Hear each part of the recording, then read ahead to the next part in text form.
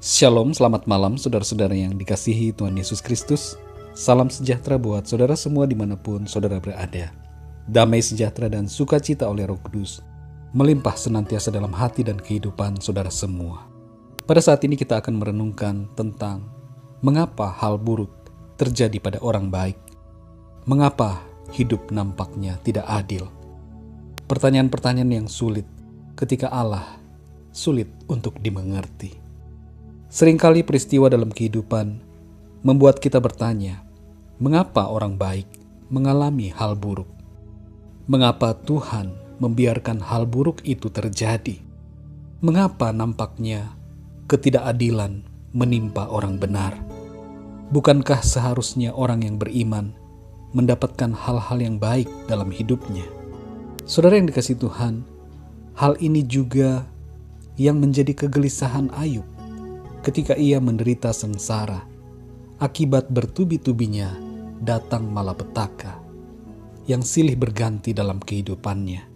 Kitab Ayub pasal 1 menjelaskan bagaimana Ayub yang dulunya makmur dan berbahagia bersama keluarganya tiba-tiba kehilangan semua hartanya, bahkan anak-anaknya 10 orang mati oleh karena badai. Namun Ayub dalam kesedihannya itu tidak menyangkali Tuhan. Ayub berkata, Tuhan yang memberi, Tuhan yang mengambil. Terpujilah nama Tuhan.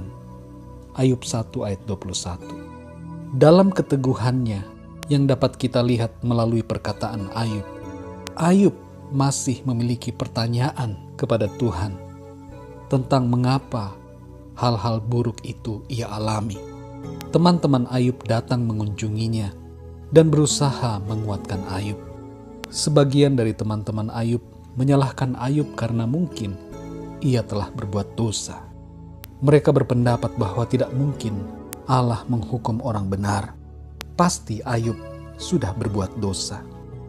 Percakapan dan argumentasi Ayub dengan teman-temannya tidak menolong Ayub untuk mengerti mengapa hal-hal yang buruk terjadi dalam hidup Ayub meskipun ia hidup benar di hadapan Allah. Ayub mempertanyakan ketidakadilan yang terjadi dalam kehidupan manusia dan hidupnya secara pribadi. Akan tetapi dalam kebingungannya ia tetap beriman kepada Tuhan.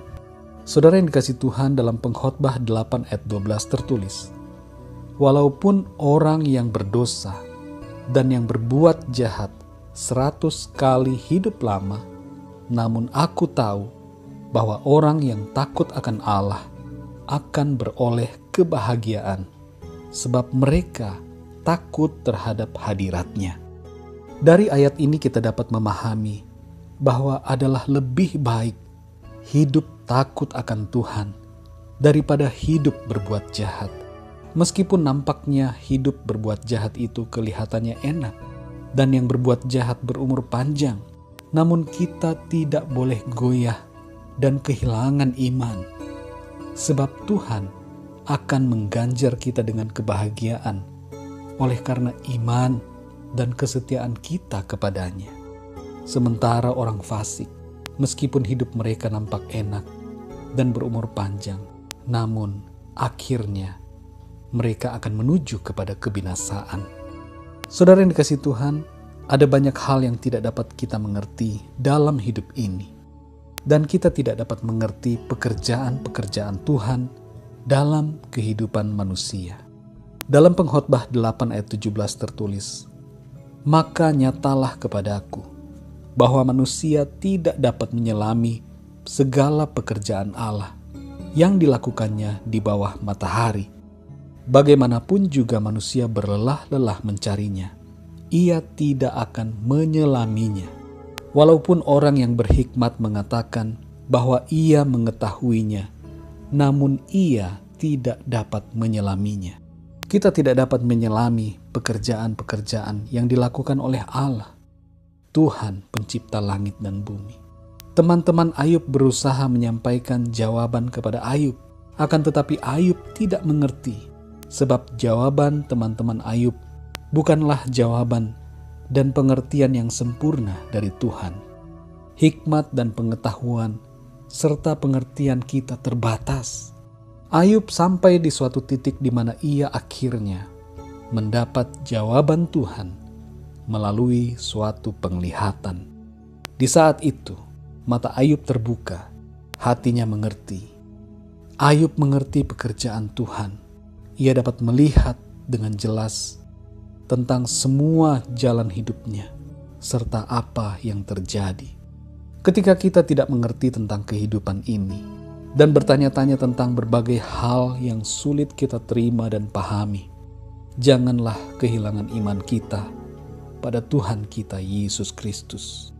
Ada saatnya nanti di mana kita akan mengerti apa yang terjadi, yaitu ketika Tuhan membukakan semuanya kepada kita. Manusia tidak dapat menyelami pekerjaan Allah dari awal sampai akhir. Dalam Amsal 25 ayat 2 tertulis, kemuliaan Allah ialah merahasiakan sesuatu, tetapi kemuliaan raja-raja ialah menyelidiki sesuatu. Ada banyak perkara yang merupakan rahasia Tuhan, dan rahasia Tuhan adalah kemuliaan Tuhan. Kita tidak dapat mengerti, tapi ketidakmengertian kita jangan membawa kita pada kehilangan iman. Tetaplah beriman pada Tuhan, tetaplah takut akan Tuhan. Itulah yang terbaik bagi kita. Oleh sebab Tuhan akan memberikan kehidupan dan kebahagiaan yang kekal bagi kita.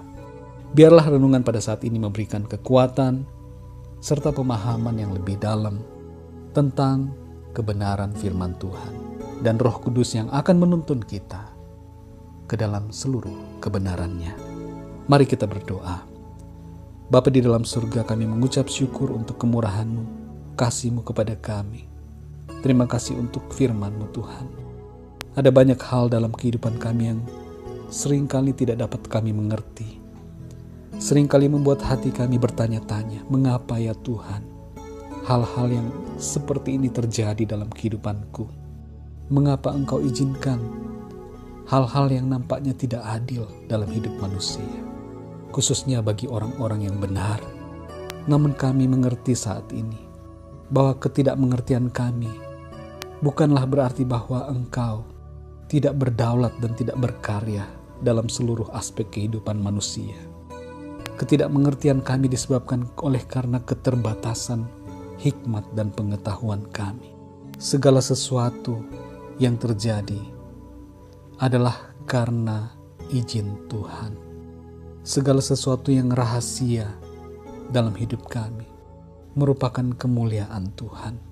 Kami percaya bahwa suatu saat kami akan mengerti, sebab Engkau akan membukakan semuanya bagi kami. Tolong kami ya Tuhan, supaya dalam hidup kami ini, kami senantiasa teguh, percaya, beriman dan setia kepada-Mu. Terima kasih Bapa, kami mengucap syukur oleh karena anugerah dan kasih-Mu dalam hidup kami. Berkati kami sepanjang malam ini dan hari-hari selanjutnya. Penyertaan Tuhan yang sempurna atas kami semua. Terima kasih Bapa, dalam nama Tuhan Yesus Kristus kami berdoa dan mengucap syukur. Haleluya, amin. Puji Tuhan, saudara yang dikasihi Tuhan. Tuhan Yesus memberkati saudara. Selamat malam dan sampai jumpa dalam renungan yang berikutnya. Haleluya.